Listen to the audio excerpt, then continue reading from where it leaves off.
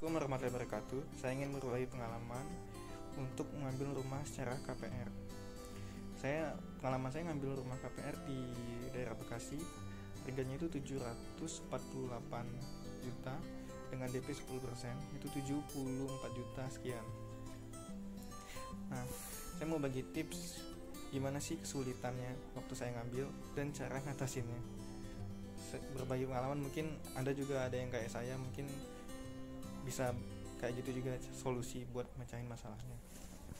Pertama, saya ceritain dulu ya dari proses pertama. Saya ngambil KPR, lunasin DP, nah terus pengajuan ke BCA. Pengajuan BCA itu kalau saya sih, karena misalnya nih kita ngajuin, kalau dari pihak developer ngajuin, kalau ditolak kan DP kita angus. Bukan DP sih, booking fee-nya angus. Sayang, misalnya booking fee 5 juta angus. Mendingan kita ngajuin langsung sendiri. Kalau saya kemarin ngajuin sendiri, tapi memang ada biaya pengajuan permohonan KPR. Kalau di BCA itu 2 juta, 1,5 sampai 2 juta. Di Mandiri sekitar 1 juta kalau nggak salah. Di bank lain paling sekitaran itu juga. Ajuin. Itu bukan dari developer sih, cuman kita udah ada SPR, udah ada bukti DP. Nah itu cuman itu kok, pakai KTP, KK, slip gaji, sama NPWP paling. Nah ngajuin lah. Kalau buat yang udah nikah, ngajuinnya pakai juga buku nikah. Kalau yang belum diupdate di Dukcapil ya. Kalau ada bank yang nggak mau tuh, kalau harus diupdate dulu di Dukcapil, kalau di KTP-nya belum nikah. Cuman kalau saya ngajuin di bank BCA, di BCA mau buat pakai buku nikah doang, lebih dimudahin lah. Nah pakai buku nikah kalau yang belum nikah, yang udah nikah tapi belum update datanya di Dukcapil. Terus paling slip gaji juga istri, itu diajuin. Kira-kira prosesnya 2 minggu sampai 1 bulan. Kalau saya di perumahan, saya ngambil rumah di Bekasi itu agak lama karena perumahannya, developernya lagi ngajuin proses perpanjangan kerjasama sama BCA. Jadi saya nunggunya sampai 1 bulan. Nah setelah proses semua dicek sama BCA, analis kredit dicek, saya juga ditelepon gimana kerjanya, terus status karyawannya gimana. Dan kalau saya sih, saya karyawan kontrak ya, tapi setelah 1 tahun itu jadi karyawan permanen gitu. Minimal 1 tahun jadi permanen, atau maksimal 2 tahun. Kalau saya kontraknya 1,5 tahun, setelah itu baru permanen. Tapi sekarang saya masih karyawan kontrak. Nah kebanyakan bank nggak mau kalau kita karyawan kontrak. Kayak saya ngajuin ke Mandiri, padahal saya kerja di Mandiri, tapi Mandiri pun nggak mau setujuin saya buat KPR di situ karena status saya masih karyawan kontrak. Nah di BCA itu mau approve, tapi saya ngelampirin taklaring atau surat pengalaman kerja saya di perusahaan sebelumnya gitu. Minimal 4 tahun kerja, masa kerja minimal 4 tahun gitu, total masa kerja sama perusahaan sebelumnya. Nah baru BCA mau approve gitu.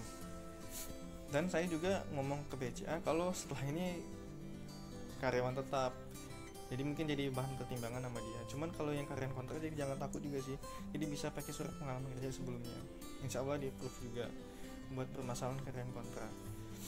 Nah terus di telepon lah sama BCA tadi, lagi ini prosesnya, ada proses verifikasi data, terus analisis kredit. Di analisis kredit terus saya yang ditelepon, perusahaan juga ditelepon buat validasi.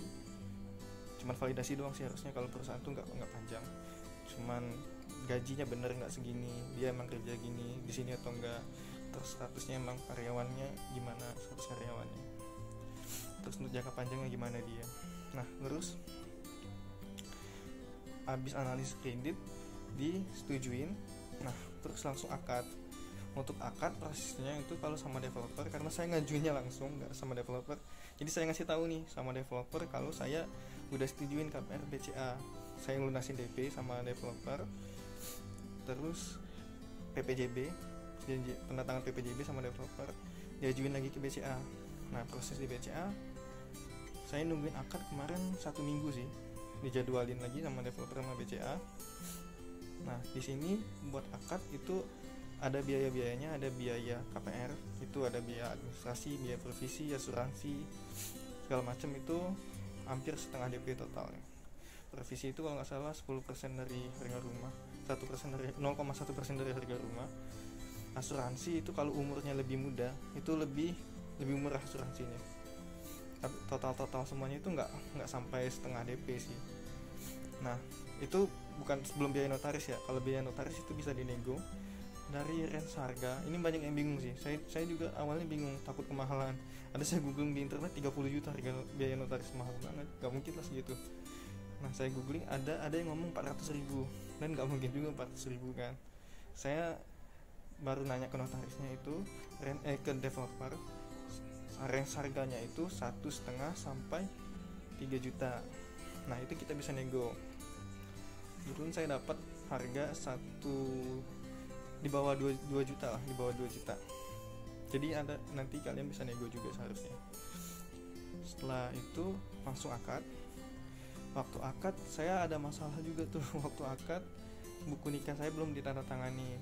Jadi itu notarisnya nggak mau kalau buku nikah belum tandatangani, karena dia ngomong kita nikah itu belum legal secara hukum. Jadi jadwal akad kami di reschedule. Jadi sebaiknya teman-teman ya, kalian kalau memang buku nikah dicek dulu nih semua dokumen, ada yang belum tanda tangan atau enggak. Kayak buku nikah itu perlu tanda tangan sama cap. Jangan sampai kayak saya nih, akadnya jadi di reschedule. Kita udah cuti, udah capek kesana, diundur lagi, di reschedule lagi. Kan kasihan juga sih. Jadi harap dicek dokumen. Nah, setelah itu baru di akad lagi, itu tanda tangan nama BCA dulu biasanya, terus tanda tangan nama notaris, beres. Besoknya baru uangnya cair, itu dikasih langsung ke developer. Dan kita bulan depannya udah mulai cicilan pertama. Sebenarnya tergantung juga sih, ada juga kayak di Mandiri itu udah termasuk cicilan, di BTN itu udah termasuk cicilan pertama waktu akad. Kalau perumahan yang ini dia enggak, cicilan pertamanya bulan depannya lagi. Jadi waktu akad itu belum termasuk biaya cicilan pertama, installment pertama belum. Dan mungkin itu aja sih. Mungkin kalau ada yang lain lagi bisa ditanyain, saya bisa buat video lagi atau gimana. Semoga membantu dan bermanfaat. Assalamualaikum warahmatullahi wabarakatuh.